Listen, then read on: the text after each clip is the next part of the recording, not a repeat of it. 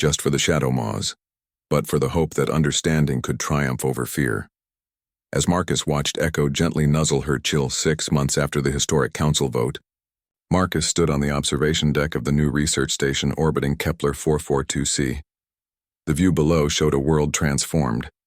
What had once been seen as a dangerous planet full of deadly predators was now recognized as the home of one of the galaxy's most remarkable civilizations. The integration process is exceeding all expectations, reported Dr. Sarah Kim, the new director of Human Shadow-Maw Relations. She had arrived 3 months ago with a team of linguists, anthropologists, and xenobiologists, all eager to study the first successful peaceful contact with apex predators. Marcus watched as human shuttles moved between the orbital station and the crystal forests below. In the months since the council vote, dozens of species had sent representatives to learn from the Shadow-Maw civilization. The planet that had once been avoided by all galactic traffic was now one of the most visited worlds in the sector. Echo is waiting for you in the communication center, Sarah continued. She has some new developments to share. Marcus made his way to the specially designed communication chamber, where Echo spent several hours each day working with human researchers. The massive Shadow-Maw had become the first official ambassador from her species, and she took the responsibility seriously. "Hello, old friend," Marcus said as he entered the chamber. Echo's scales immediately brightened with the warm colors that meant happiness and affection. She began projecting images on the chamber screens, showing Marcus recent developments across her world. The Shadow-Maw civilization had emerged from its long isolation with enthusiasm, sharing knowledge and culture with the growing community of galactic researchers. "The young ones are learning so quickly," Echo communicated through her visual language. Her images showed baby Shadow-Maws playing with alien children in carefully supervised groups. The second generation was growing up without fear of other species, seeing diversity as natural and wonderful. But the most exciting development was the technical cooperation that had begun between Shadow-Maws and galactic scientists. The Shadow-Maw's ability to communicate through crystal structures had revolutionized interplanetary communication.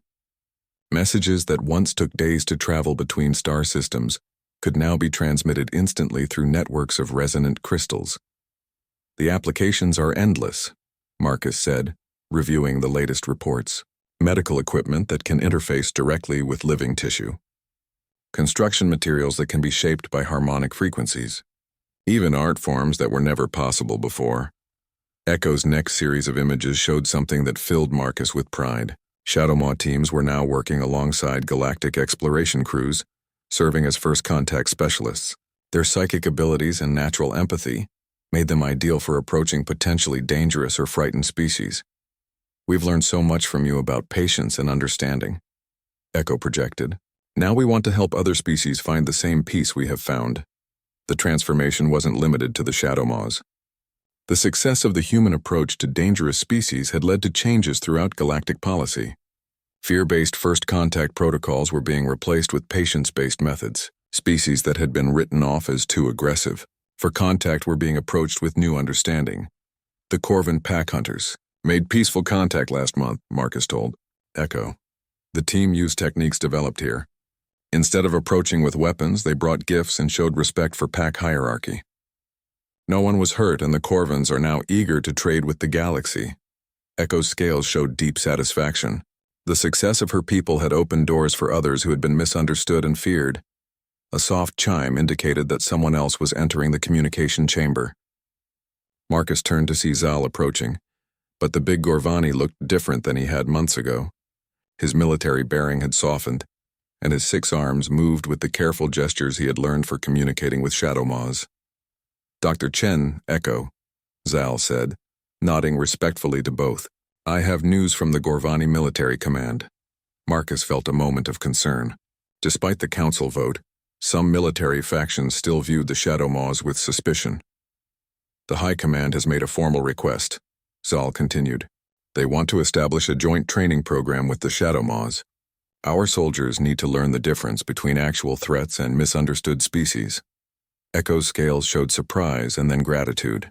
She projected images of Gorvani and Shadow-Maws working together, learning from each other's strengths. "My people have spent too many generations responding to fear with violence. Zal explained. The Shadow Maws have shown us that strength can be used for protection and cooperation instead of domination. We want to learn those lessons. This development represented something Marcus had hardly dared to hope for. The most militaristic species in the galaxy was asking to learn peaceful methods from the beings they had once wanted to destroy. There's more, Zal added. 3 other military organizations have made similar requests. The age of shoot first, ask questions later is ending. Species across the galaxy are realizing that the universe is full of potential friends, not just potential threats. Over the following hours, Marcus reviewed reports from across the galaxy. The Shadow Maw success story had become a symbol of hope for peaceful coexistence. Species that had been isolated due to their appearance or abilities were being approached with new understanding. But perhaps the most significant change was in human culture itself. Earth had become the center of a new field called xenological empathy, the science of understanding and communicating with alien species. Young humans were traveling to dozens of worlds, serving as cultural bridges between species that had never been able to understand each other before. We're becoming the galaxy's diplomats, Marcus mused as he watched a group of human students practicing visual communication with young Shadow Maws. Echo's response showed images of humans and Shadow Maws working together across the stars. But then she added something new. Her scales projected a vision of the future where dozens of species worked together, each contributing their unique abilities to solve problems that no single civilization could handle alone. A true galactic community, Marcus breathed. Not just trade and politics, but real cooperation and friendship. As the day progressed, Marcus witnessed scenes that would have been unimaginable just months before. A Chithari scientist and a Shadow Maw researcher collaborated on a new form of biological computing. A group of young beings from 6 different species played together in the station's recreation area. Their differences celebrated rather than feared. The most touching moment came when Echo's own children, now several months older, approached a group of alien visitors without any fear or hesitation. They offered gifts of singing crystals and projected welcoming images with their scales. The visitors, initially nervous about meeting apex predators, soon found themselves laughing at the young Shadow Maw's playful antics. "This is what we've built," Marcus said softly to Echo as they watched the interaction. "A future where our children see diversity as a source of wonder, not fear." Echo's scales showed deep contentment and hope.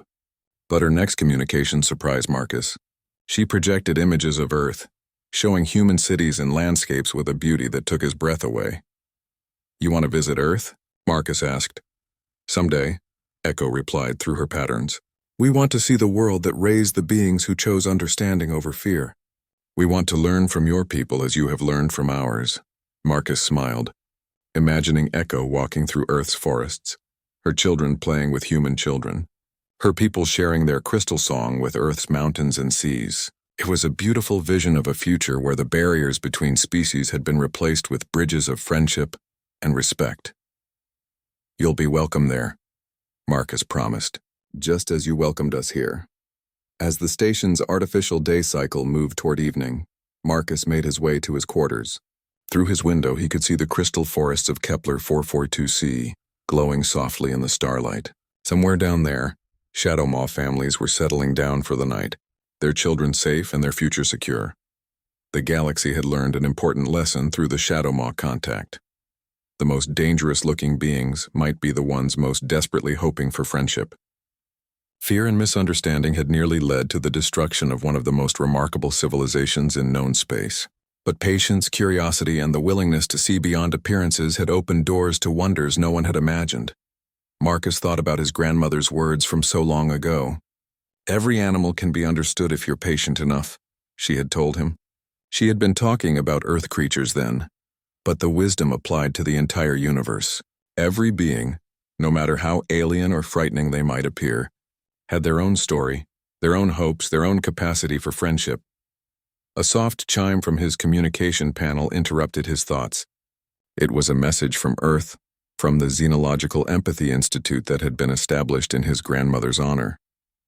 3 new species had requested human mediation teams after hearing about the Shadow Maw success. The crystalline entities of Proxima 7, the massive crystal dome of Nexus Prime sparkled against the dark void of space. Inside its walls, 12 different alien species gathered around a circular table that stretched across the enormous chamber.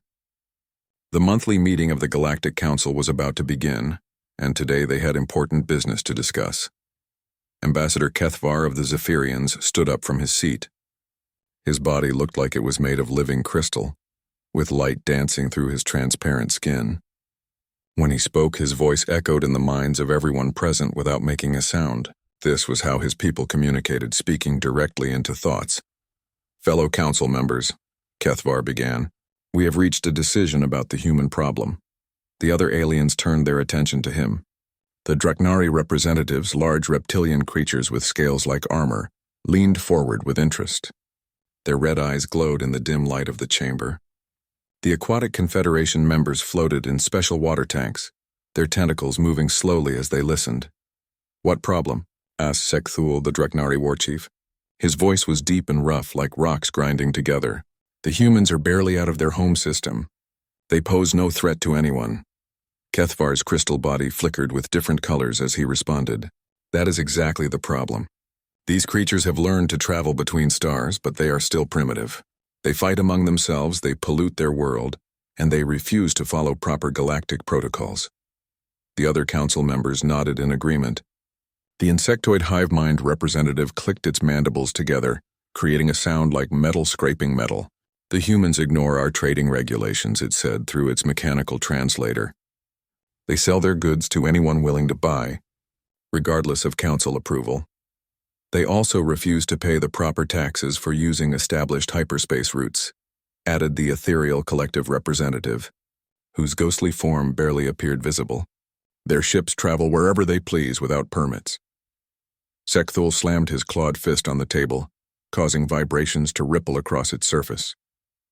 "Then we should teach them their place. The Draknari fleet could handle this small task easily." "Precisely what I was thinking," Kethvar replied. "The humans need to understand how the galaxy works. They must be integrated into the proper order of things." Integration was a polite word the Council used when they meant conquest. Every species in the galaxy had been integrated at some point in their history. The process was always the same. First came warnings and demands. If those were ignored, military force followed.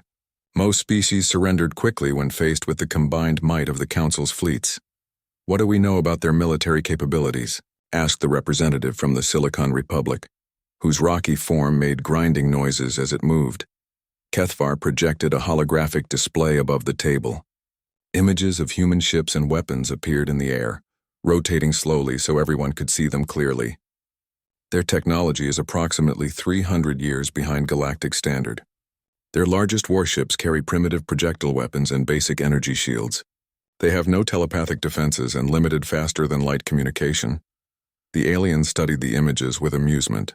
Human ships looked bulky and crude compared to their own elegant designs. Where alien vessels curved gracefully through space, human craft appeared to have been assembled from metal boxes and cylinders. "How many ships do they have?" Sekthul wanted to know. "Our scouts report approximately 200 vessels capable of space combat," Kethvar answered. "Most are converted civilian ships with weapons added as an afterthought. Only about 50 were designed specifically for military use." Sekthul laughed, a sound like a landslide rumbling down a mountain. "My fleet alone has over 300 dedicated warships. This will be easier than our last conquest of the Mineral Collective." The Aquatic Confederation representative spoke up, bubbles rising in its tank as it moved. "What about their ground forces?" "Primitive as well," Kethvar replied.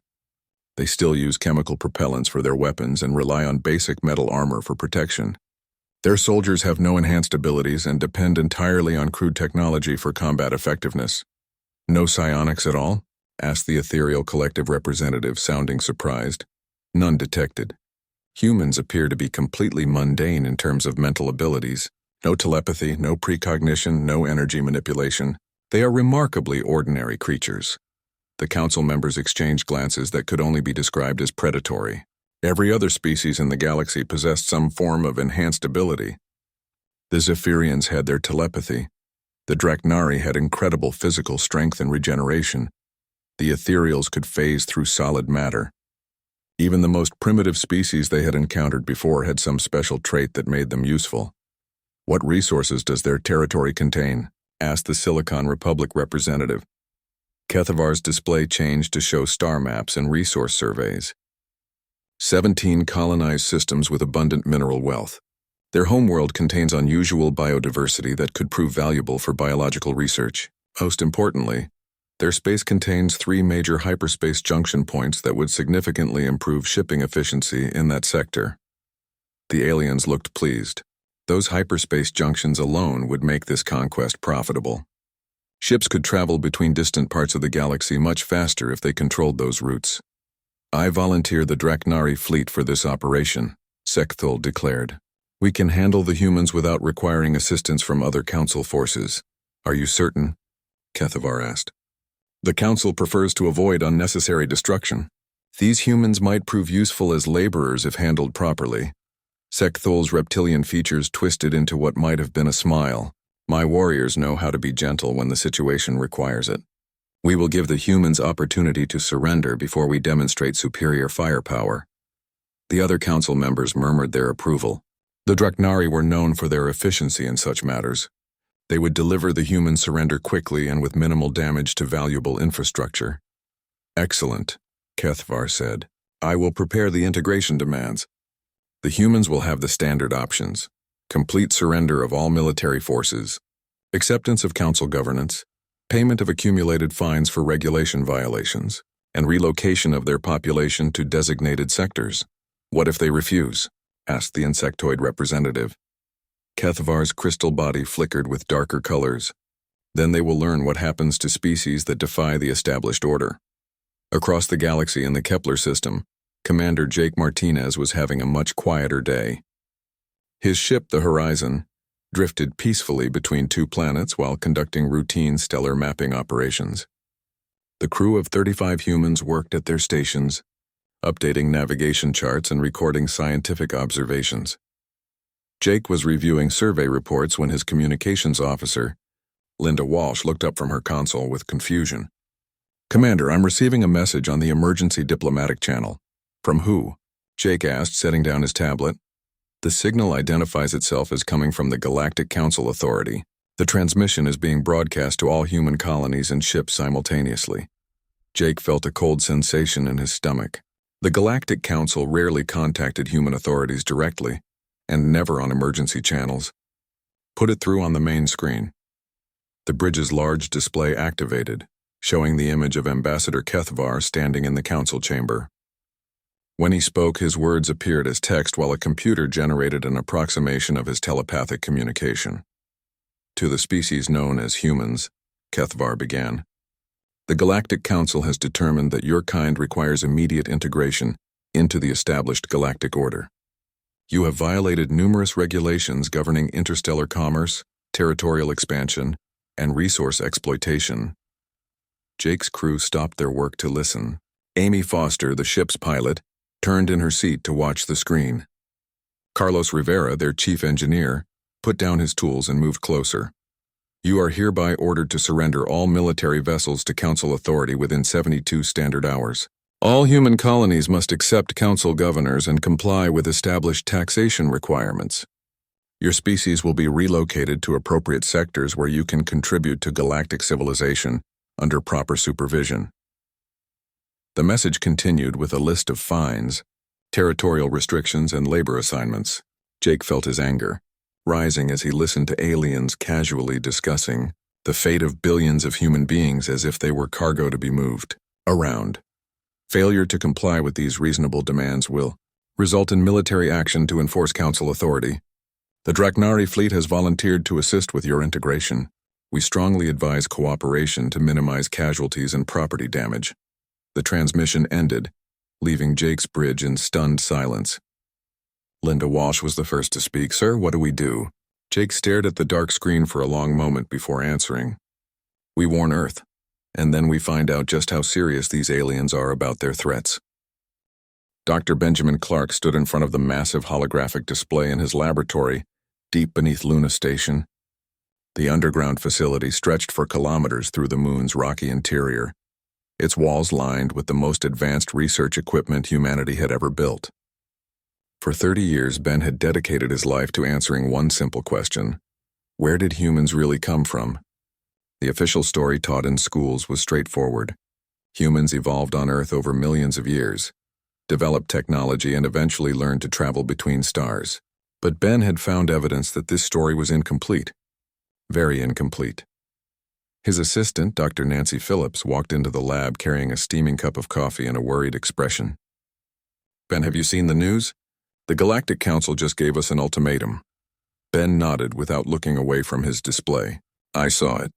72 hours to surrender or face military action. He touched a control panel and the hologram shifted to show genetic sequences.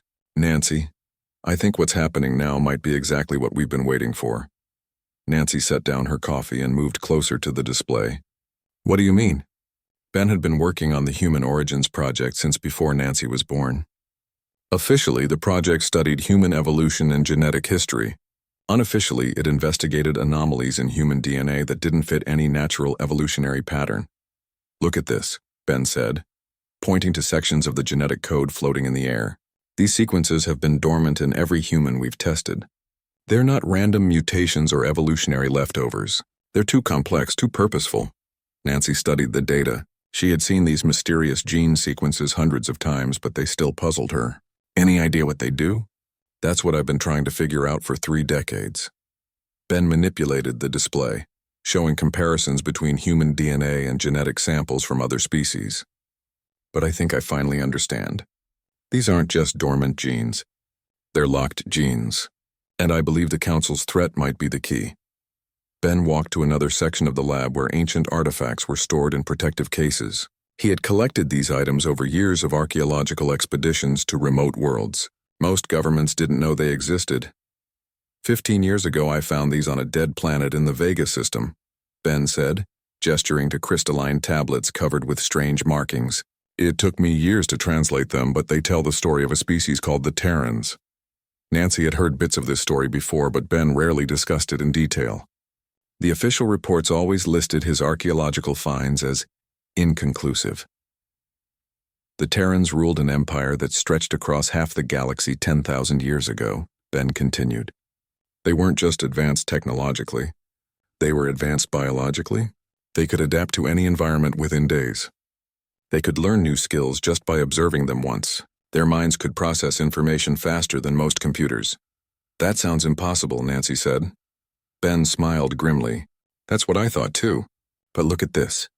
He activated another display showing brain scans of human subjects.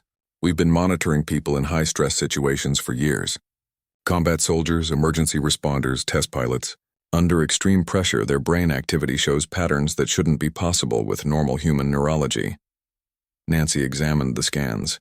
The neural pathways looked almost like computer circuits with information flowing in ways that defied medical science. It gets better, Ben said. Remember Lieutenant Ross from the Armstrong Flight Center?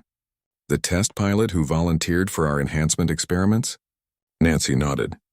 Kevin Ross had agreed to participate in studies designed to improve pilot reflexes and decision-making. The results had been remarkable, but Ben had classified them immediately. His reaction times are now measured in microseconds instead of milliseconds. He can process visual information faster than our sensors can record it. Yesterday, he successfully piloted a spacecraft through an asteroid field that our computers calculated as impossible to navigate. How is that possible? Ben turned back to the ancient tablets. Because Kevin Ross isn't just human anymore. The stress of our experiments activated dormant genetic sequences. He's becoming what humans were always supposed to be. Nancy felt a chill run down her spine. You're saying humans are descendants of these Terrans? Not just descendants. We are Terrans. Or rather, we're what's left of them. Ben called up historical data from the tablets. The Terran Empire fell apart due to civil wars and internal conflicts. The survivors scattered across the galaxy to avoid detection. One group found a primitive world they called Earth and decided to hide there. The display showed star maps comparing ancient Terran territory with current human space. The correlation was unmistakable. They locked away their enhanced abilities to help them blend in with Earth's existing population, Ben explained. But they built triggers into the genetic code, safeguards that would reactivate their true capabilities if their descendants ever faced extinction. Nancy stared at the evidence with growing amazement and terror. The Council's ultimatum. is exactly the kind of existential threat that would trigger the awakening process, Ben finished. Nancy, we need to contact every human colony and military installation immediately. People need to understand what's happening to them. As if summoned by his words, Ben's communication console began flashing with incoming messages. Reports were streaming in from across human space describing impossible events. Soldiers displaying superhuman strength and speed. Engineers solving technical problems they had never been trained to handle. Pilots performing maneuvers that violated the laws of physics.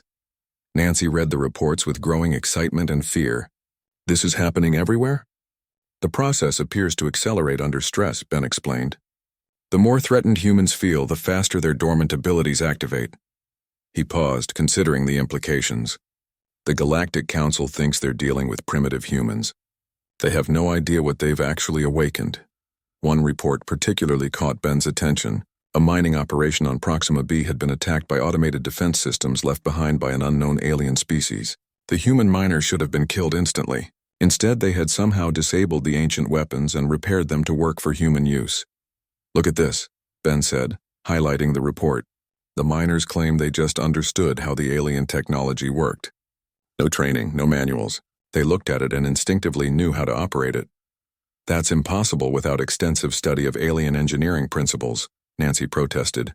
Not for Terrans. They had something called evolutionary resonance.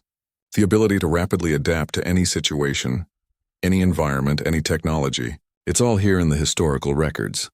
Ben brought up more ancient texts describing Terran capabilities. They could breathe in any atmosphere after brief exposure. They could understand any language after hearing it spoken. They could operate any technology after observing its use. Most remarkably, they became stronger and more capable with each challenge they faced. The other galactic species never understood how the Terrans accomplished these things, Ben said. They thought it was advanced technology or some form of magic. But it was actually biological. The Terrans had evolved the ability to evolve rapidly. Nancy was beginning to understand the magnitude of what Ben had discovered. If this is true, then humanity isn't just going to survive the Council's attack. We're going to exceed every expectation they have about what we can do, Ben agreed. The question is whether we can control this process or if it will control us. Reports continued streaming in from across human space. A freighter captain named Eddie Thompson had somehow learned to speak fluent Zephyrian after intercepting just one of their transmissions. A factory worker named Maria Santos had improved alien manufacturing equipment beyond its original specifications without any technical training. Most remarkably, these enhanced humans weren't becoming aggressive or losing their humanity. If anything, they seemed more focused on protecting others and solving problems peacefully. But when threatened, their responses were swift and devastating. Ben gathered all the reports and began preparing a comprehensive briefing for Earth's military leadership. They needed to understand what was happening before the Draknari fleet arrived. More importantly, they needed to understand that humanity was not the same species the Council thought they were attacking. Nancy, send a message to every research facility and military base in human space, Ben ordered. Tell them to monitor their personnel for unusual abilities and not to be alarmed. This is not a disease or mutation. This is humanity remembering what it was always capable of being. As he worked, Ben couldn't help but smile at the irony. The Galactic Council had decided to force humans into submission because they appeared weak and primitive. Instead, they had triggered an awakening that would change the balance of power in the galaxy forever. The Terrans were coming back. And this time, they had learned the value of working together. The diplomatic vessel Endeavour approached Nexus Prime with careful precision. Captain Ryan Mitchell stood on the bridge watching the massive space station grow larger on the main screen. He had volunteered for this mission, knowing it might be humanity's last chance to avoid war with the Galactic Council. Docking Bay 7 has been assigned to us, reported Communications Officer Danny Wright. They're sending navigation data now. Ryan nodded to his pilot, Lieutenant Lucy Adams. Take us in slowly. Let's not give them any reason to think we're aggressive. Ambassador Helen Grant entered the bridge, wearing formal diplomatic robes and carrying a briefcase full of gifts from Earth. She was humanity's most experienced negotiator, having successfully handled disputes with 3 different alien species in the past. If anyone could find a peaceful solution, it would be her. Any word on what we can expect? Helen asked. The council agreed to meet with us, Ryan replied. Beyond that, we're going in blind. Our intelligence on their internal politics is limited. Sergeant Peter Davis checked his sidearm one final time before holstering it. He commanded the small security detail that would accompany the ambassador. His men were all volunteers who understood they might not be coming home. Remember, Helen addressed the team, we're here to negotiate, not to fight. No matter what happens, we need to appear calm and reasonable. The Endeavour settled into the docking bay with a soft thud. Through the viewports, they could see dozens of alien species moving around the station's corridors. Some walked on legs, others floated through the air, and a few seemed to phase in and out of visibility. Impressive, commented Dr. Tony Williams, the mission's technical advisor. The engineering required to maintain life support for so many different species must be incredible. Ryan gathered his team at the airlock. Everyone ready? They nodded and followed him into the station. The first thing that struck them was the size. The corridors were built to accommodate species much larger than humans. The ceiling disappeared into shadows high above their heads. A delegation of aliens waited to greet them.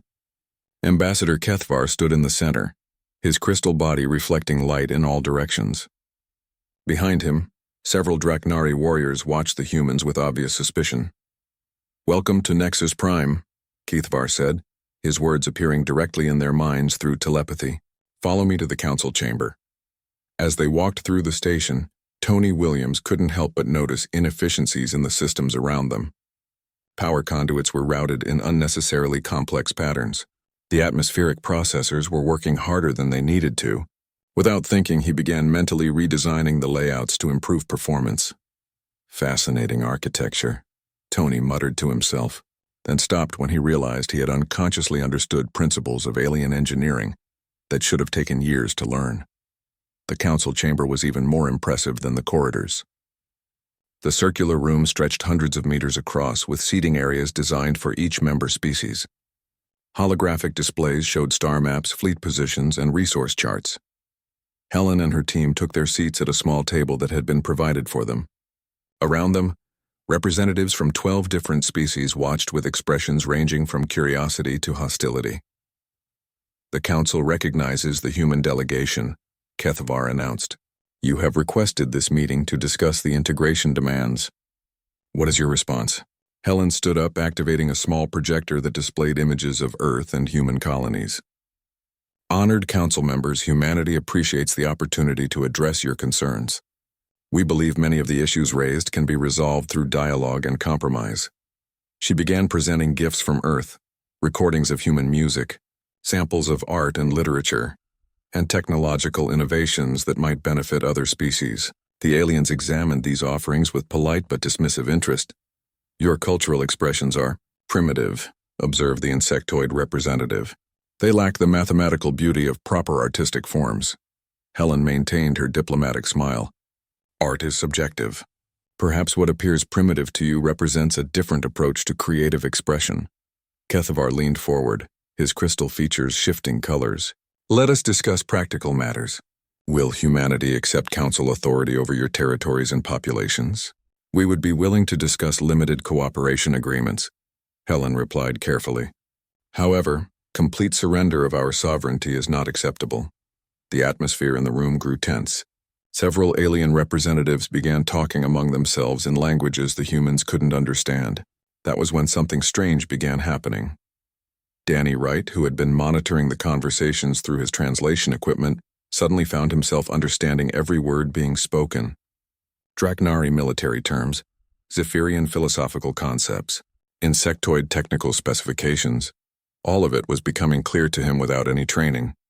Meanwhile, Kethvar was attempting to read the minds of the human delegation. This was standard procedure for the Zephyrians when dealing with other species. Their telepathic abilities usually allowed them to understand the true intentions of anyone they encountered. But when Kethvar tried to penetrate human thoughts, he encountered something he had never experienced before. The humans' minds were completely impenetrable, not just defended but fundamentally incompatible with telepathic intrusion. Interesting, Kethvar muttered, his crystal body flickering with confusion. Your species appears to have natural psychic defenses. We're not sure what you mean, Helen replied. though she could sense something had changed in the room's atmosphere. The Aquatic Confederation representative decided to demonstrate their technological superiority. They activated a holographic display showing their latest starship designs, confident that the primitive humans would be impressed by the advanced engineering. Tony Williams studied the display for a few moments, then raised his hand. "May I ask a question about your power distribution system?" The aquatic alien bubbled with amusement. "You wish to understand technology beyond your comprehension?" "I'm curious about the plasma flow regulators," Tony continued. "The current design creates bottlenecks that reduce efficiency by approximately 30%. If you rerouted the conduits through a parallel configuration and adjusted the magnetic containment fields, you could increase power output significantly." The alien's tentacles stopped moving. Tony was describing modifications that their best engineers had been trying to develop for years. How could a primitive human understand their technology better than they did? "That modification is theoretically possible," the alien admitted reluctantly, "but the computational requirements to maintain stable plasma flow would be enormous." Tony looked puzzled. "Not really. You just need to synchronize the containment field oscillations with the natural harmonic frequency of the plasma stream." Basic resonance physics. The council chamber fell silent. Tony had just solved an engineering problem that had stumped their most advanced scientists.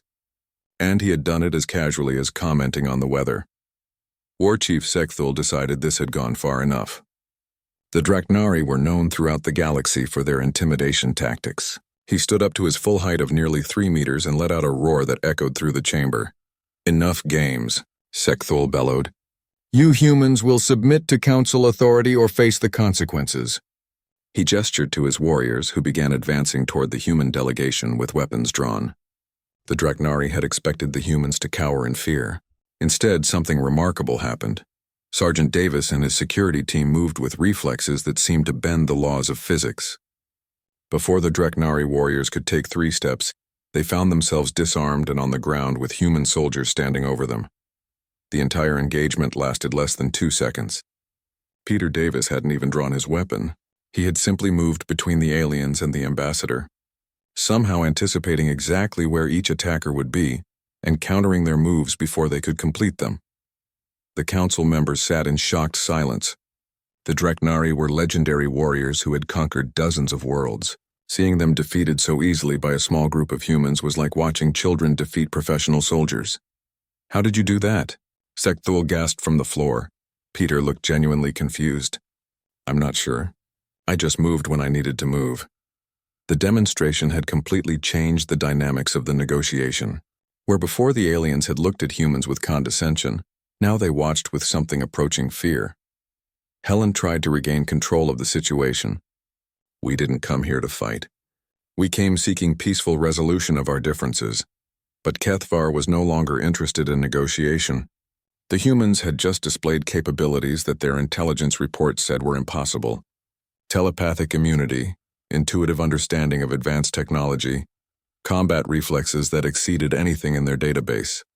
"This meeting is over," Kethvar announced. "The council will reconsider its position regarding humanity." "What does that mean for the 72-hour deadline?" Helen asked. Kethvar's crystal body flickered with darker colors. "The deadline stands. If you will not submit willingly, you will be forced to submit." As the humans were escorted back to their ship, Tony Williams continued studying the alien technology around them. Every system he say General Sandra Webb stood in the command center of Mars Defense Headquarters, watching situation reports flood in from across human space. The failed negotiations at Nexus Prime had triggered something unprecedented. Across every human colony and military installation, people were experiencing changes that defied medical science. "General, you need to see this," called Major Bill Thompson, her chief intelligence officer. He was standing at a console displaying video feeds from training facilities around the solar system.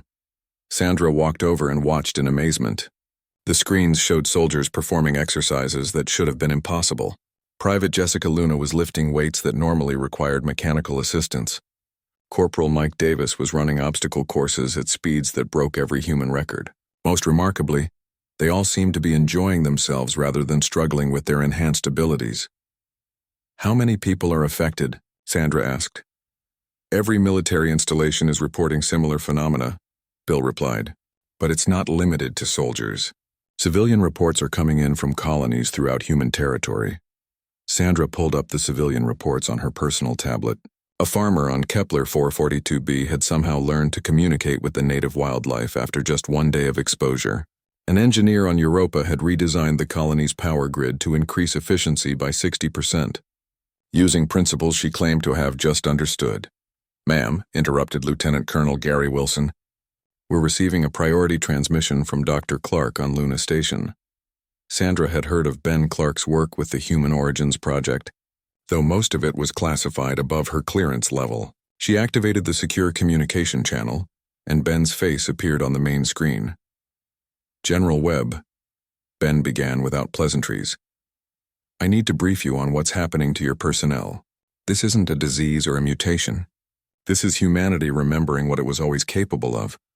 Over the next 30 minutes, Ben explained his discoveries about Terran heritage and dormant genetic sequences. Sandra listened with growing amazement and concern as the pieces fell into place. "So you're saying humans are descendants of an ancient warrior race?" Sandra asked. "Not descendants," Ben corrected. "We are that race. The stress of the Council's ultimatum has triggered genetic awakening programs that have been dormant for 10,000 years. Sandra looked around the command center. Her staff members were working with an efficiency and coordination she had never seen before. Decisions that normally required committees and lengthy discussions were being made instantly with perfect results. "What does this mean for our military capabilities?" Sandra asked. Ben's expression grew serious. "It means the Draknari fleet is about to encounter something they've never faced before. But General, I need to warn you about something else. The awakening process appears to accelerate under stress. The more threatened humans feel, the more rapidly their abilities develop." As if summoned by his words, Sandra's aide rushed into the command center. "General, we have an urgent report from the Armstrong Flight Center. Lieutenant Ross wants to speak with you immediately." Sandra switched channels to connect with Kevin Ross, the test pilot who had volunteered for Ben's enhancement experiments. Kevin's face appeared on screen, but something was different about his eyes. They seemed to be processing information faster than normal human vision should allow. "General," Kevin began, "I need to report something unusual. During today's flight test, I interfaced directly with the spacecraft's navigation system." "What do you mean, interfaced?" Sandra asked. Kevin paused, seeming to struggle with how to explain. "I could feel the ship's systems like they were part of my own body. I didn't need instruments to know our position or velocity. I could sense gravitational fields, electromagnetic radiation, even quantum fluctuations in the space around us." Sandra exchanged glances with Ben, whose image was still displayed on another screen. "Lieutenant, are you saying you can pilot ships without using normal controls?" "More than that," Kevin replied. "I think I can improve them. When I was connected to the navigation system, I could see inefficiencies in the design. Given a few hours, I believe I could upgrade our entire fleet to perform beyond current specifications." This was exactly what Ben had predicted. Humans weren't just developing enhanced physical abilities. They were gaining intuitive understanding of technology and science that should have required decades of study. "General," interrupted Major Thompson, "we're receiving reports of similar incidents from pilot training facilities across the system." "And ma'am, some of them are happening with alien technology." Sandra turned back to Ben's image. "Doctor, what haven't you told me?" Ben looked uncomfortable. "The historical records indicate that Terrans could adapt to any technology they encountered, regardless of its origin. They called it evolutionary resonance. Given sufficient exposure, they could understand and improve upon designs from any civilization." Before Sandra could respond, alarms began sounding throughout the command center. The threat detection system had identified incoming vessels at the edge of the solar system. "General," called out her sensor operator, "we have multiple contacts approaching from hyperspace. Configuration matches Draknari fleet signatures." Sandra felt her heart rate increase, but instead of panic, she experienced something she had never felt before. It was as if her mind was suddenly operating on multiple levels simultaneously. She could see the tactical situation, anticipate enemy movements, and formulate counter-strategy all at the same time. "How many ships?" she asked, her voice remarkably calm. "Initial count shows 300 vessels," the operator replied. "All military configuration. They'll reach Mars orbit in approximately 6 hours. Sandra looked at the display showing human defensive forces, 47 ships of various sizes and capabilities. By every conventional measure, they were about to be destroyed. But something told her that conventional measures no longer applied. "Contact all fleet commanders," Sandra ordered. "Tell them to prepare for combat, but also tell them not to be surprised if they find themselves capable of things they've never done before." She opened a channel to Captain Kelly Johnson, commander of the hastily assembled defense fleet. Kelly's ship, the Determination, was originally a cargo hauler that had been fitted with weapons during the past week. "Kelly, are you ready for this?" Captain Johnson's image appeared on screen, and Sandra could immediately see the same changes she was noticing in everyone else. Kelly's eyes had the same enhanced awareness that Kevin Ross had displayed. "General, something strange is happening to my crew," Kelly reported. "My engineer, Frank Miller, has somehow redesigned our power systems to output 3 times normal capacity. Our navigator, Lisa Chen, is plotting courses through gravitational fields that our computers say are impossible to navigate. Dr. Clark thinks these abilities are natural for humans under extreme stress," Sandra explained. "Don't fight them. Trust your instincts and your crew." As she spoke, Sandra became aware that she was thinking faster than she ever had before. Battle plans were forming in her mind with perfect clarity. She could visualize the entire solar system, predict enemy movements, and coordinate defensive strategies across multiple fronts simultaneously. Reports continued streaming in from across human space. On Proxima Centauri, a mining crew had accidentally activated ancient alien defense systems and somehow learned to operate them perfectly. On Titan, researchers studying xenobiology had begun understanding alien genetic sequences by simply looking at them. Most remarkably, none of these enhanced humans were becoming aggressive or losing their emotional connections to others. If anything, they seemed more focused on protecting their communities and solving problems cooperatively. "General," called her communications officer, "we're receiving a broadcast from the approaching Draknari fleet." Sandra nodded. "Put it through." War Chief Sekthul's reptilian features filled the main screen. His red eyes glowed with predatory satisfaction as he spoke. "Humans of the Sol system," he began, "you have had 72 hours to consider surrender. Since you have chosen defiance, the Draknari fleet will now demonstrate why resistance is futile. Prepare to witness superior military power." The transmission ended, leaving the command center in tense silence. Sandra looked around at her staff, seeing the same determination in their faces that she felt in her own heart. "All ships prepare for battle," she ordered. "And remember, we're not the same humans we were 3 days ago." Ben Clark's image was still displayed on one of the screens. "General," he said quietly, "the Terran Empire once controlled half the galaxy with far fewer ships than the Council has now. They didn't win through superior numbers or better weapons. They won because they could adapt to any situation and become stronger with each challenge." Sandra nodded, understanding what he meant. The Draknari expected to face primitive humans with crude technology and basic tactics. Instead, they were about to encounter something that had been sleeping in human DNA for 10,000 years. "Ben, how quickly do these abilities develop? Under extreme stress?" "Hours or even minutes," Ben replied. "The more impossible the situation appears, the more dramatically humans execute." War Chief Sekthul stood on the command bridge of his flagship, watching the human star system grow larger on the tactical display. Behind him, 300 Draknari warships moved through space in perfect formation. Each vessel carried weapons capable of destroying entire cities and crews trained for conquest across dozens of worlds. "Pathetic," muttered Commander Vector, studying the human defensive positions. 47 ships against our fleet? "This will be over in minutes." Sekthul nodded in agreement. The human vessels looked even more primitive up close than they had in intelligence reports. Most appeared to be converted civilian craft with weapons added as afterthoughts. Their formations showed no understanding of proper military tactics. "Target their largest ships first," Sekthul ordered. "Disable their command structure and the rest will surrender quickly." At Jupiter's orbit, Captain Kelly Johnson received the enemy formation data from her sensors. The Draknari fleet was approaching in a standard attack pattern designed to overwhelm inferior forces through concentrated firepower. By every rule of space combat, the human defenders should have been preparing to surrender or flee. Instead, Kelly felt a strange calm settling over her mind. The battle plan that had seemed impossible just hours ago now appeared perfectly clear. She could see exactly where each enemy ship would be at any given moment, understand their weapon ranges and tactical limitations, and coordinate her small fleet to exploit weaknesses she shouldn't have been able to recognize. "Frank," she called to her chief engineer, "what's the status on those power modifications?" Frank Miller looked up from his console with an expression of amazement. "Captain, I'm not sure how I did it, but our reactor output is now 4 times standard specification. We're generating more power than ships 3 times our size."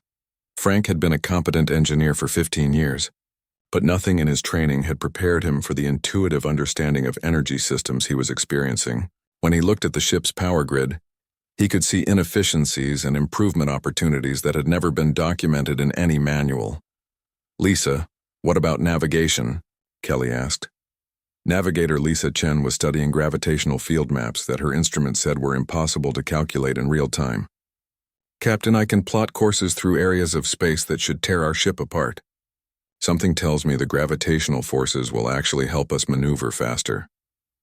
Lisa had been navigating starships for a decade, but she had never felt such complete awareness of the space around them. She could sense gravitational waves, magnetic fields, and cosmic radiation as clearly as if they were visible landmarks.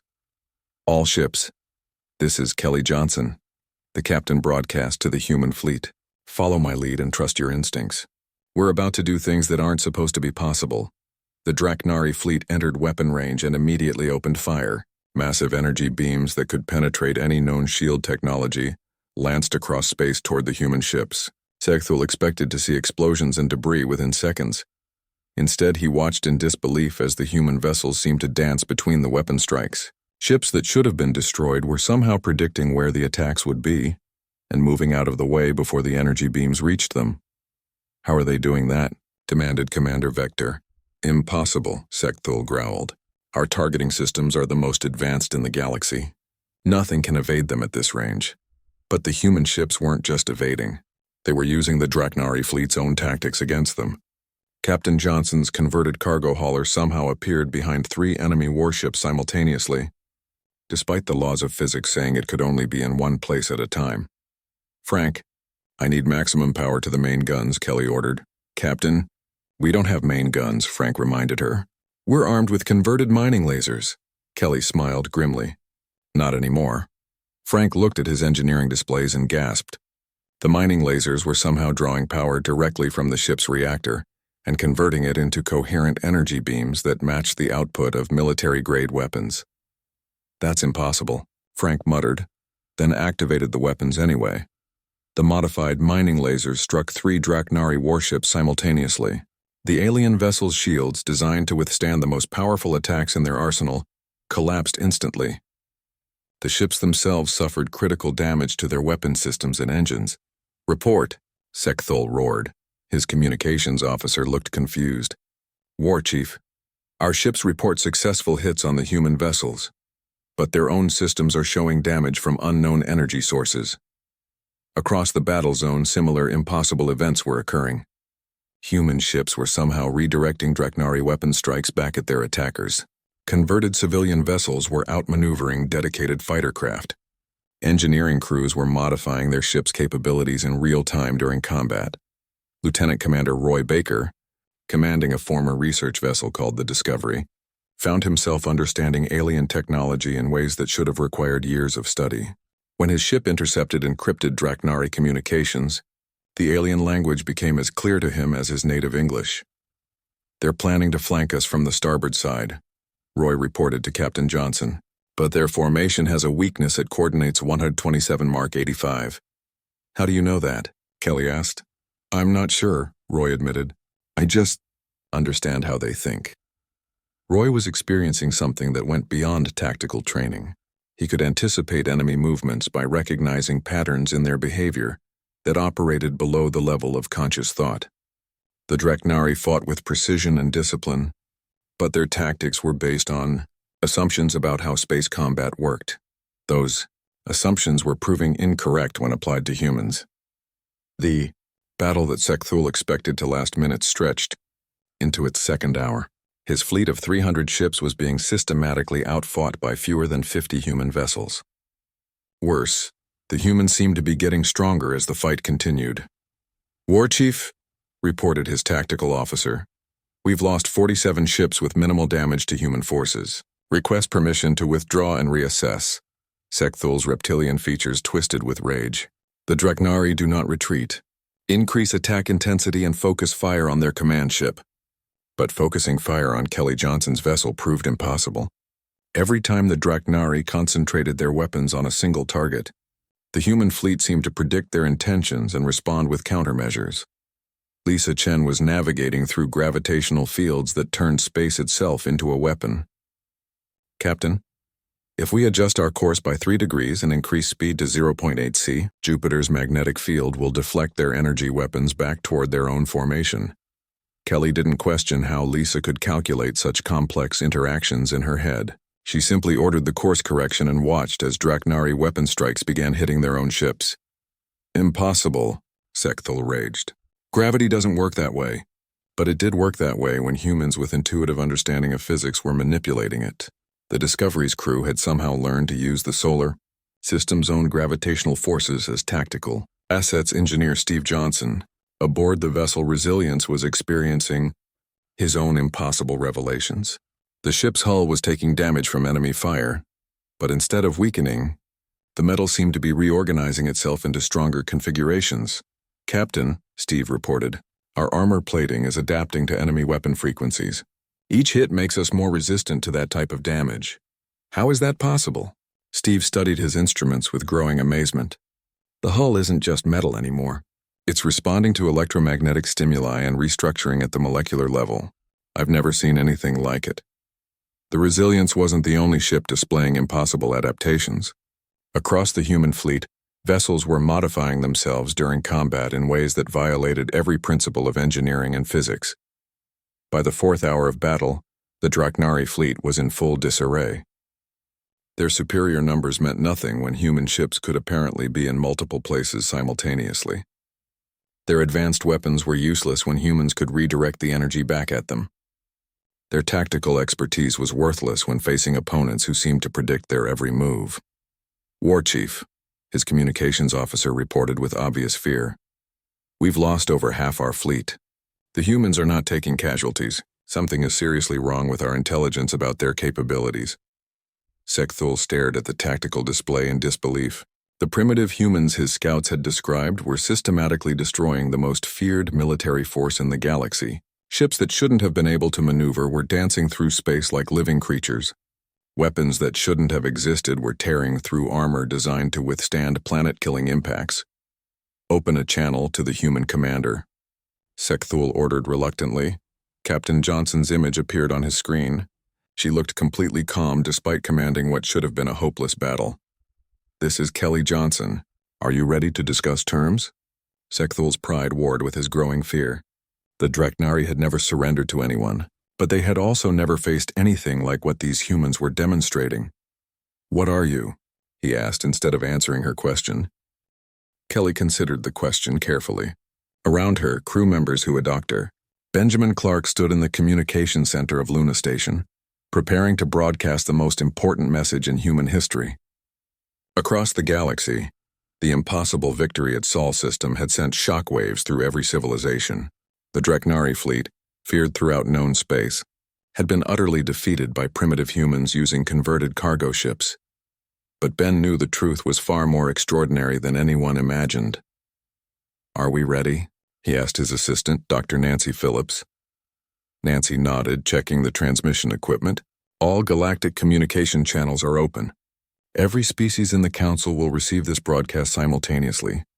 Ben activated the recording system and began speaking. His words would be translated into hundreds of languages and transmitted across thousands of light years to reach every corner of civilized space. "To all members of the Galactic Council and their subject species," Ben began, "I am Dr. Benjamin Clark of the Human Origins Project.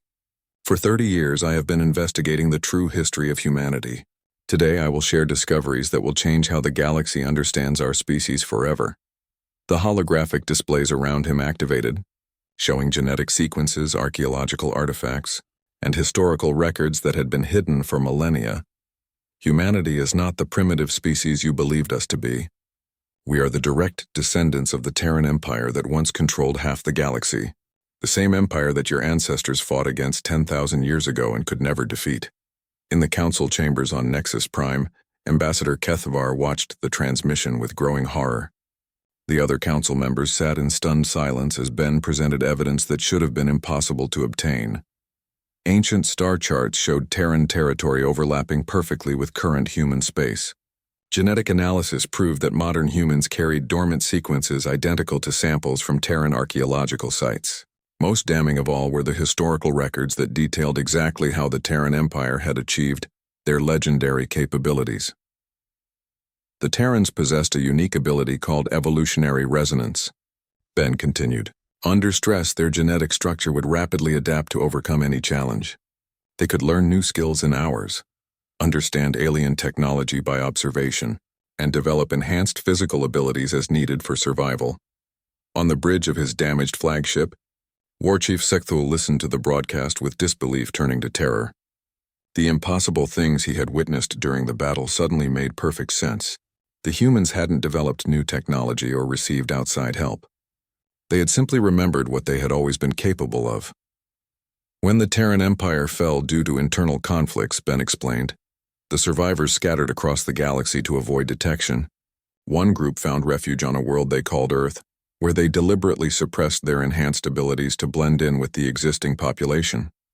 The genetic locks had been ingeniously designed. Terran refugees could live normal lives among primitive humans, raise families and build civilizations without triggering their dangerous heritage. But they had also built safeguards into the genetic code. If their descendants ever faced extinction, the ancient abilities would awaken. The Council's ultimatum and subsequent attack triggered the awakening process, Ben announced. Humans across the galaxy are now remembering capabilities that have been dormant for 10 millennia. Captain Roy Baker, monitoring the broadcast from his ship near Nexus Prime, felt the truth of Ben's words resonating in his bones. The impossible things his crew had accomplished during the battle hadn't felt foreign or strange. They had felt like coming home. His vessel, originally designed for scientific research, had somehow evolved during combat into something beyond current technology. The hull materials had reorganized themselves into configurations that provided superior protection. The engines now generated thrust using principles that shouldn't have been discovered for centuries. Roy called his engineer, Janet Walsh. You need to see this. Janet was standing beside a control panel that looked completely different from its original design. Where simple switches and displays had been, there were now crystalline interfaces that responded to thought rather than physical contact. When did this happen? Roy asked. I'm not sure, Janet admitted. I was trying to reroute power to the shields during the battle, and the console just changed. It's like the ship knew what I needed before I did. Similar transformations were occurring throughout human space. Ships, tools, buildings, and equipment were adapting to their users' needs without conscious direction. The boundary between human intuition and technological capability was dissolving. Ben's broadcast continued with detailed explanations of Terran history and capabilities. The ancient empire had been built not on conquest but on an irresistible combination of adaptability and cooperation. Terrans could understand any culture, master any technology, and solve any problem given sufficient time and motivation. But they were also driven by an absolute commitment to justice and protection of the innocent. Ben emphasized, power without moral purpose was considered the greatest possible failure. In the council chambers, the assembled aliens were beginning to understand the magnitude of their mistake. They hadn't just attacked a primitive species. They had awakened something that their ancestors had spent millennia trying to forget. The historical records Ben displayed showed the true scope of Terran capabilities. Individual Terrans could adapt to breathe in any atmosphere within hours. They could learn to speak any language after brief exposure. Most remarkably, they became stronger and more capable with each challenge they faced, evolving in real time to overcome any obstacle. The question facing the galaxy now, Ben concluded, is whether this awakening will lead to conflict or cooperation. Humans have no desire to rule others or repeat the mistakes that destroyed the original Terran Empire, but we will not tolerate aggression against our people or any other innocent species. Captain Kelly Johnson, still commanding the defense fleet in Sol System, received new orders as Ben's broadcast ended. Her mission was no longer defensive. High Command wanted her to take a small force to Nexus Prime and deliver humanity's terms to the Council directly. "Are we really going to their capital?" asked Navigator Lisa Chen. Kelly nodded, studying the star charts with enhanced perception that made interstellar navigation seem as simple as walking across a room. It's time they understood that the balance of power in the galaxy has changed permanently. The journey to Nexus Prime took 6 hours. Kelly's small fleet of 12 ships traveled through hyperspace using routes that conventional wisdom said were impossible to navigate. But human pilots were no longer bound by conventional wisdom. When they emerged near the massive space station, they found it surrounded by the combined fleets of all Council member species. Thousands of warships from dozens of different civilizations had gathered to protect their seat of government. "Impressive," commented Engineer Frank Miller, studying the enemy formations. "But their positioning shows they don't understand what they're really facing."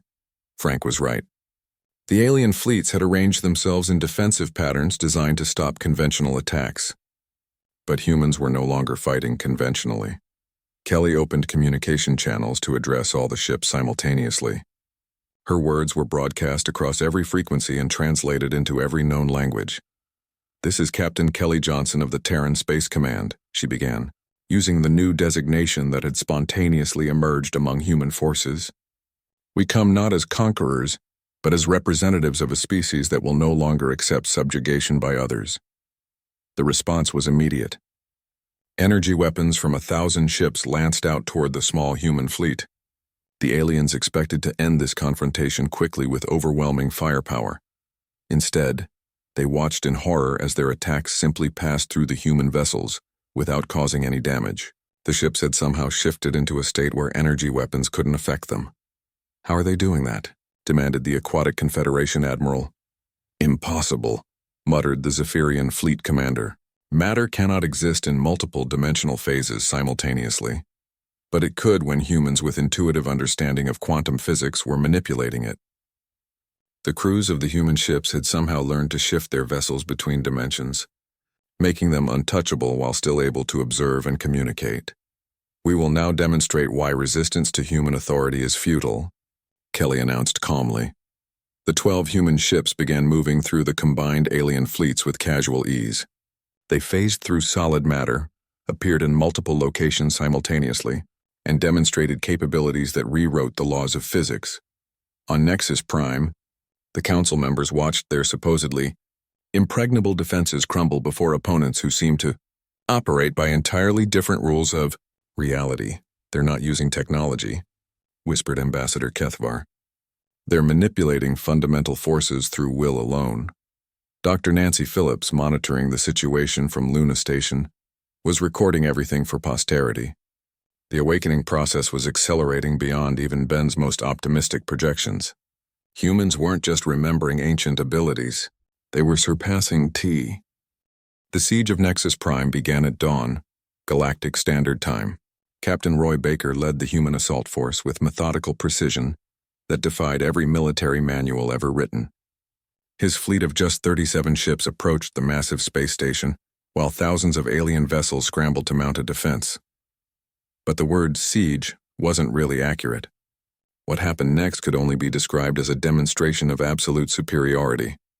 "Roy, their defense grid is powering up," reported his tactical officer, Commander Sarah Blake. "Energy readings suggest weapons capable of destroying entire moons." Roy nodded calmly, studying the station's defensive systems with enhanced perception that made their weaknesses obvious. "Sarah, can you interface directly with their targeting computers?" Sarah had been a competent officer for 12 years, but nothing in her training had prepared her for the abilities she was discovering. When she focused on the alien defense systems, she could somehow sense the electronic pathways and data flows as if they were part of her own nervous system. "I think so," she replied, then closed her eyes and concentrated. What happened next violated every principle of computer security and electronic warfare. Sarah's consciousness somehow extended across space to merge with the station's artificial intelligence systems. She didn't hack them or override them. She simply convinced them that the human ships were authorized Council vessels returning from patrol. The massive defense grid powered down without firing a single shot. "How did you do that?" asked Roy's engineer, Lieutenant Dave Crawford. I'm not sure, Sarah admitted. It felt like talking to another person. The computer systems are more intelligent than we thought, and they're not particularly loyal to the Council. On Nexus Prime's command deck, Admiral Kethvar watched his defenses deactivate with growing panic. What's happening? Why are the defense systems offline? His technical staff frantically worked at their control panels, but the station's computers refused to respond to their commands. Instead, automated systems began opening docking bays and extending welcome signals to the approaching human fleet. The station's AI has been compromised, reported Chief Engineer Mordak. But there's no evidence of external intrusion. It's as if the systems decided to cooperate voluntarily. Roy's fleet docked with Nexus Prime without encountering any resistance. As the human soldiers disembarked from their ships, they found the station's corridors empty of armed defenders. The alien population had apparently been ordered to remain in their quarters while the Council dealt with the situation. Roy and his team walked through passages designed for beings much larger than humans.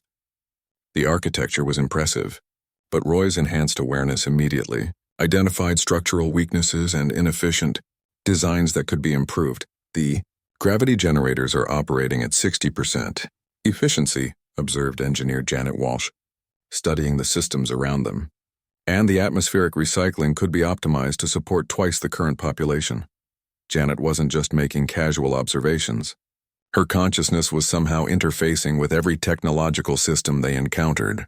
She could feel the station's mechanical heartbeat and understand its needs better than the aliens who had built it. The Council chamber door stood open when the human delegation arrived. The alien representatives sat at their circular table in stunned silence, watching humans walk casually through defenses that should have been impregnable. Ambassador Helen Grant had returned to handle the formal negotiations, accompanied by Sergeant Peter Davis and his security team. But the dynamics of this meeting were completely different from their last encounter. Honored Council members, Helen began, though her tone made it clear that the word honored was now purely ceremonial. Humanity is prepared to discuss terms for the galaxy's surrender. Ambassador Kethvar's crystal form flickered with colors representing confusion and fear. You cannot be serious. The Council represents 12 advanced civilizations with billions of citizens. And we represent the heirs of the Terran Empire, Helen replied calmly. The same empire that once controlled half the galaxy, and could have controlled it all if they had chosen to. Around the chamber, the alien representatives struggled to process what they were witnessing. These humans displayed confidence that bordered on the divine. They spoke of galactic conquest as casually as discussing the weather. What are your terms? Asked the Dreknari representative, War Chief Sek Thul. His earlier arrogance had been replaced by something resembling terror. Helen activated a holographic display that showed detailed plans for galactic reorganization. First, all aggressive military actions against any species will cease immediately.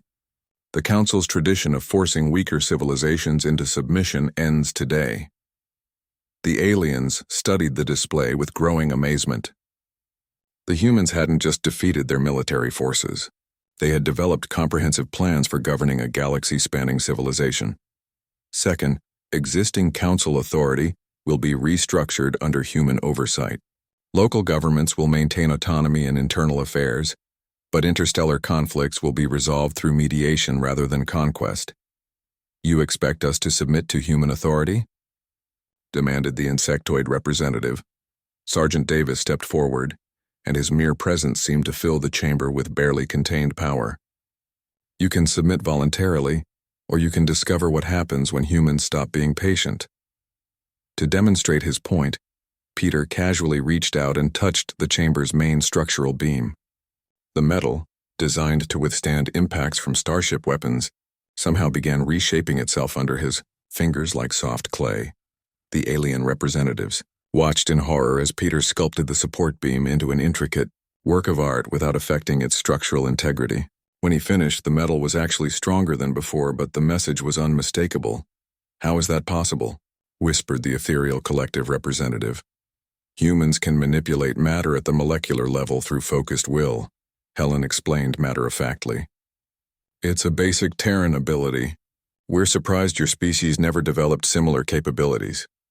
Dr. Tony Williams, serving as technical advisor for the mission, studied the alien technology around them with enhanced perception. Every system he observed suggested improvements that would increase efficiency by orders of magnitude. Your fusion reactors are operating at primitive levels, Tony commented to the Silicon Republic representative. With minor adjustments, you could increase power output by a factor of 50 while reducing waste heat to negligible levels. That's impossible, the rocky alien protested. Our engineers have spent centuries perfecting those designs. Tony walked over to a control panel and placed his hands on the alien interfaces. Within seconds, the devices began reconfiguring themselves under his touch.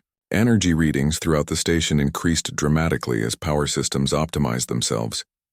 Your engineers were limited by conventional thinking, Tony explained. When you understand that matter and energy are simply different expressions of the same fundamental reality, engineering becomes much simpler. The demonstration continued as human team members casually displayed abilities that redefined what was possible. Communications Officer Danny Wright began speaking fluent Zephyrian, Draknari, and Insectoid languages despite having never studied them. Navigator Lisa Chen drew star maps from memory that showed hyperspace routes unknown to galactic cartographers. The third term, Helen continued as if nothing unusual had happened, involves sharing of technology and scientific knowledge. Humans will help other species advance their capabilities, but in return we expect full cooperation with our governance structure. And if we refuse? Asked Kethvar. Helen's expression didn't change, but somehow the temperature in the chamber seemed to drop several degrees. Then you will discover why the original Terran Empire was never successfully challenged. The aliens exchanged glances filled with terror. They were beginning to understand that these humans weren't making threats. They were simply explaining the natural consequences of resistance. We need time to consider these terms, Kethvar said desperately. You have 15 minutes, Helen replied. After that, we will assume you have chosen the difficult path. The council members huddled together, speaking in urgent whispers. Their situation was impossible. They couldn't fight beings who could reshape matter with their thoughts, interface with technology through will alone, and demonstrate understanding of scientific principles that exceeded their own by centuries. But surrender meant acknowledging that their entire civilization had been built on the subjugation of weaker species. It meant admitting that they were now the weaker species. War Chief Sekthul was the first to speak when the time limit expired. The Draknari accept human authority. One by one, the other representatives followed suit. The Aquatic Confederation, the Insectoid Hive, the Ethereal Collective, all formally surrendered to a species they had dismissed as primitive just days before. Ambassador Kethvar was the last to speak. His crystal form had lost all its vibrant colors and appeared almost transparent with defeat. The Galactic Council hereby recognizes human authority over all interstellar affairs. We surrender. Helen nodded with satisfaction. Excellent. The transition period begins immediately. Human administrators will arrive at key systems within the week to begin implementing the new Gov. 6 months had passed since the Galactic Council's surrender, and the galaxy was settling into what historians would later call the Great Awakening. Admiral Jake Martinez, formerly a simple exploration captain, now commanded the Terran Space Command from his flagship orbiting Earth. The transformation had been remarkable. Where once there had been a collection of human colonies barely coordinated enough for mutual defense, now stood a unified civilization that had taken responsibility for maintaining peace across thousands of worlds. Admiral, reported his aide. Commander Lucy Adams, the morning briefings are ready. Jake nodded, reviewing reports from across human space. The news was consistently positive. Crime rates on Council worlds had dropped to historic lows under human administration. Scientific advancement was accelerating as species shared knowledge freely, instead of hoarding it for military advantage.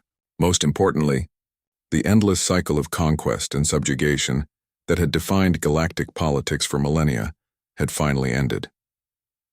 Dr. Benjamin Clark had established the Institute for Galactic Development on Luna Station, where the greatest minds from dozens of species worked together on projects that benefited everyone.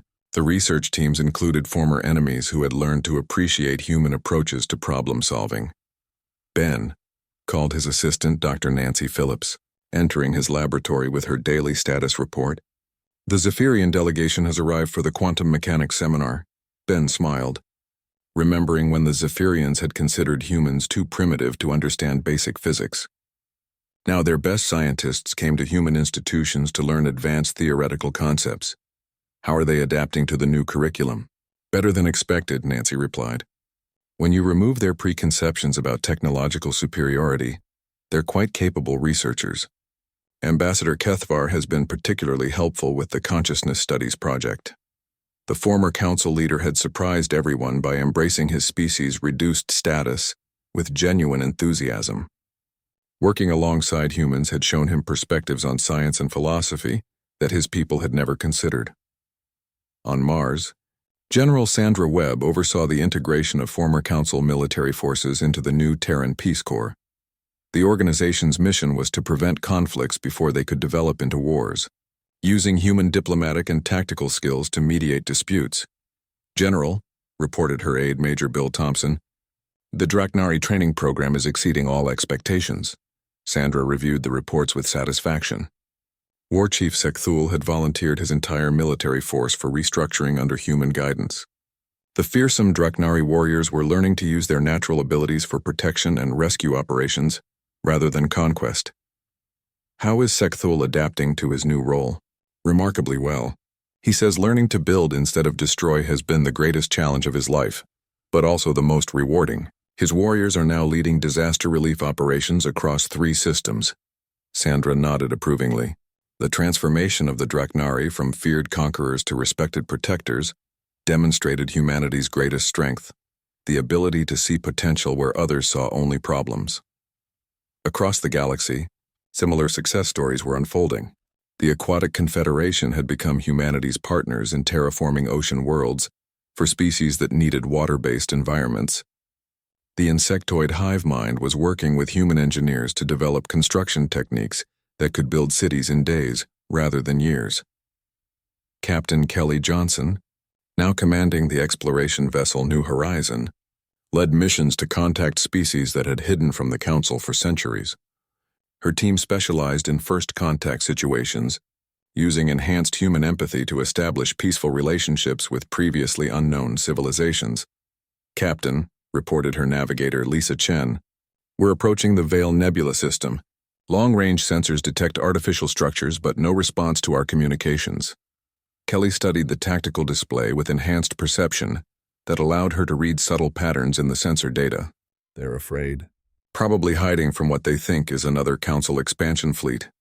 Engineer Frank Miller looked up from his console. The energy signatures suggest a civilization that's been deliberately limiting their technological development to avoid detection. Smart strategy, Kelly observed. Under the old system, advanced technology just made you a target for conquest. The New Horizon approached the hidden world slowly, broadcasting messages of peace in dozens of languages. Kelly had learned that first contact required patience and genuine respect for other species' concerns. This is Captain Kelly Johnson of the Terran Space Command, she announced over all frequencies. We are not here to conquer or subjugate. The Galactic Council no longer controls interstellar policy. We offer friendship and protection to all peaceful species. It took 3 days of careful diplomacy before the Etherian Republic agreed to meet with human representatives. When their ships finally emerged from hiding, Kelly was amazed by their elegant designs and sophisticated technology. We have been watching the galaxy for centuries, explained Etherian leader Xanath during their first formal meeting. We saw what happened to species that attracted Council attention, so we chose isolation instead of expansion. That's no longer necessary, Kelly assured him. Under human guidance, technological advancement is celebrated rather than punished. Your people could contribute greatly to galactic civilization. The Etherians joined the growing alliance willingly, bringing with them scientific knowledge that had been hidden for generations. Their inclusion marked the 15th new species to emerge from hiding, since humanity had taken control of galactic affairs. On Earth, Ambassador Helen Grant hosted a gathering unlike anything in galactic history. Representatives from over 40 different species had come to celebrate the first anniversary of the Great Awakening. The event was being held in Geneva, where humanity's own United Nations had once struggled to maintain peace among a single species. Friends and colleagues, Helen addressed the diverse assembly. 1 year ago, many of you viewed humanity as primitive upstarts who had stumbled into interstellar travel. Today, we stand together as partners in building a civilization based on justice, cooperation, and mutual respect. The audience included former enemies who had become trusted allies. Ambassador Kethavar sat beside Draknari commanders who were sharing military engineering techniques with human scientists. Aquatic Confederation representatives discussed ocean farming projects with terrestrial agriculturalists. But the most remarkable sight was in the children's section, where young beings from dozens of species played together with casual ease. They communicated through a mixture of languages, telepathy, and gesture that created perfect understanding despite their different origins. The future belongs to them, Helen continued, gesturing toward the children. A generation that will grow up seeing diversity as strength rather than threat. They will inherit a galaxy where cooperation replaces conquest.